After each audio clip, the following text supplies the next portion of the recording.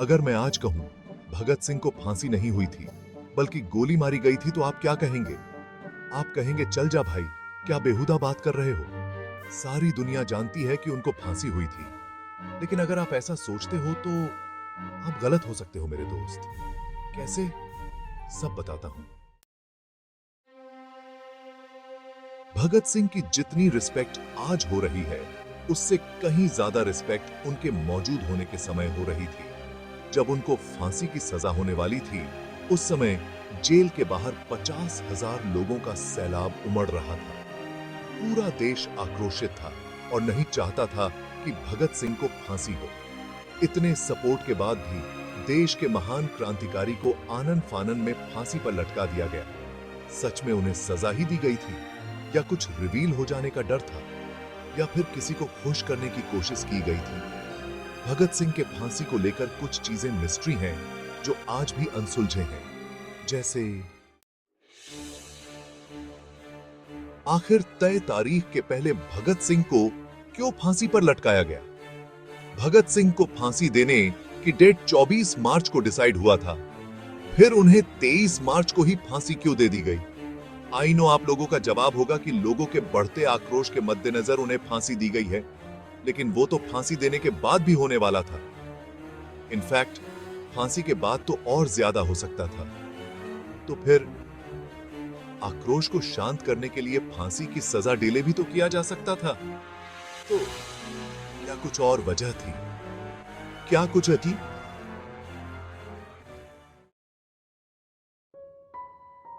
Second mystery, आखिर फांसी के बाद होने वाले कंपलसरी पोस्टमार्टम को बाईपास क्यों किया गया? दोस्तों, अगर किसी को फांसी दी जाती है तो यह जरूरी होता है कि उसका पोस्टमार्टम करें, और ऐसा उस टाइम भी होता था। लेकिन भगत सिंह के केस में ऐसा नहीं किया गया। आखिर क्यों? आखिर भगत सिंह के पार्थिव शरीर को उनके परिवार नहीं सौंपा गया।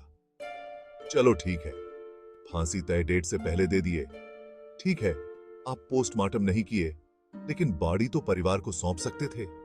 फांसी होने के बाद हमेशा बॉडी को परिवार को सौंप दिया जाता है, लेकिन भगत सिंह की बॉडी को परिवार को सौंपने के बजाय जेल की पीछे की दीवार तोड़कर खुद ही अमानवीय तरीके से ठिकाने लगाया गया। ऐसा क्यों? अगला मिस्ट्री यही है कि आखिर भगत सिंह के बॉडी के टुकड़े क्यों किए गए थे। दोस्तों, ऐसा आज तक के इतिहास में नहीं हुआ था कि फांसी देने के बाद किसी के बॉडी के टुकड़े किए गए हों, लेकिन भगत सिंह के साथ ऐसा क्यों किया गया? आखिर क्या छुपाना चाह रहे थे अंग्रेज? उनके बॉडी के कई टुकड़े करके रात में ही जलाने की कोशिश कर रहे थे। एक थ्योरी के अकॉर्डिंग तो यह तक कहा जाता है कि उनके टुकड़े को यमुना नदी में फेंक दिया गया था। बाद में परिजनों ने उनको कलेक्ट करके अंतिम संस्कार किया गया था। और हां, लास्ट, महात्मा गांधी ने भगत सिंह को क्यों नहीं बचाया, जबकि बचाने का प्रयास तो कर ही सकते थे?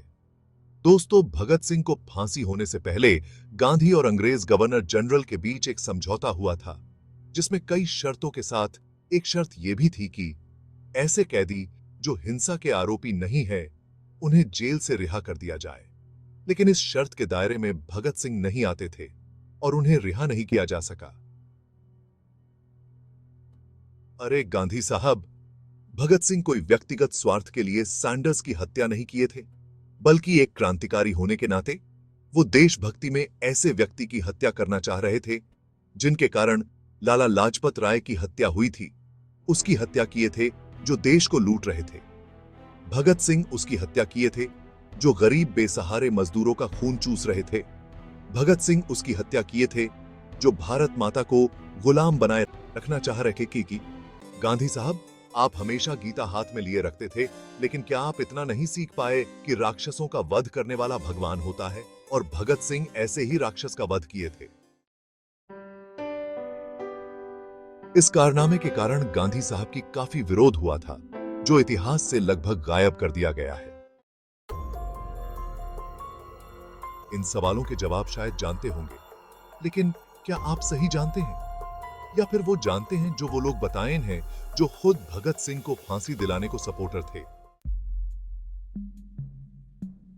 इन तमाम मिस्ट्री के जवाब ऐसे दिया जाता है कि जनता के आक्रोश के कारण तय तारीख से पहले फांसी दी गई। जनता के आक्रोश के कारण बॉडी परिवार को नहीं सौंपा गया। जनता के आक्रोश के कारण लाश के टुकड़े करके नदी में फेंका गया। दोस्तों, ये सारे जवाब बचकाने नहीं लगते। भगत सिंह को एक दिन पहले फांसी देने से या लाश परिवार को न देने से या बॉडी को टुकड़े करके नदी में फेंकने से क्या जनता का आक्रोश खत्म हो जाता या और ज्यादा बढ़ जाता? तो फिर यह सब क्यों किया गया? दोस्तों, कुछ तो था जो अंग्रेज छुपाना चाह रहे थे। दोस्तों, ईयर 2005 में एक बुक लॉन्च हुई थी, some hidden facts martyrdom of शहीद भगत सिंह। इस बुक में जो दावा किया गया है उसको सुनकर आप हिल जाएंगे। इसमें कहा गया है कि भगत सिंह को फांसी दी ही नहीं गई थी, बल्कि उनको बेहोशी की हालत में गोली मारकर हत्या की गई थी।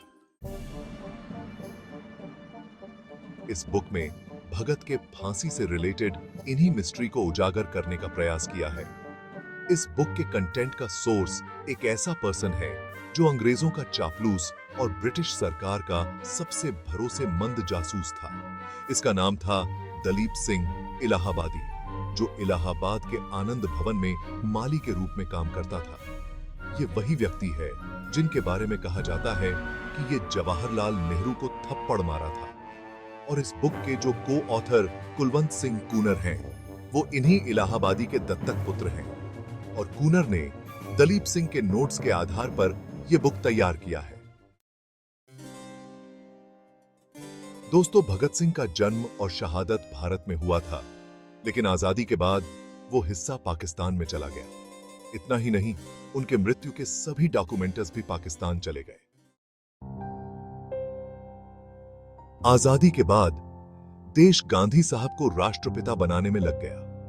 और नेहरू जी को तो जानते ही हो, वो गांधी के ही सपोर्टर थे। भगत सिंह के इन रहस्यों को उजागर करने के लिए कभी प्रयास नहीं किया गया, बजाय इस एक बुक के, इस एक ही MBA। दोस्तों, हमारे पास कोई बड़ी रिसर्च टीम नहीं है जिससे हम इन सवालों के सही जवाब ढूंढ पाएं। लेकिन अगर ये वीडियो ध्रुव राठी, नीतीश राजपूत जैसे बड़े यूट्यूबर तक पहुंच जाता है तो शायद उनके रिसर्च टीम से हमें इनके जवाब मिल सकता है। लेकिन मेरा ये चैनल बिल्कुल नया है, जिसमें मुश्किल से 10 व्यू आते हैं, तो उन तक कैसे पहुंचेगा? अगर आप अभी लास्ट तक ये वीडियो देख रहे हैं तो निश्चित ही आप तार्किक सोच वाले व्यक्ति हैं और आप भी इनका जवाब जानने के लिए इंटरेस्टेड है।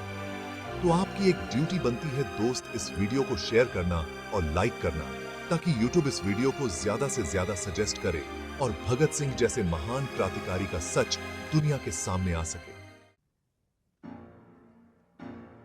जय हिंद, इनकलाब जिंदाबाद।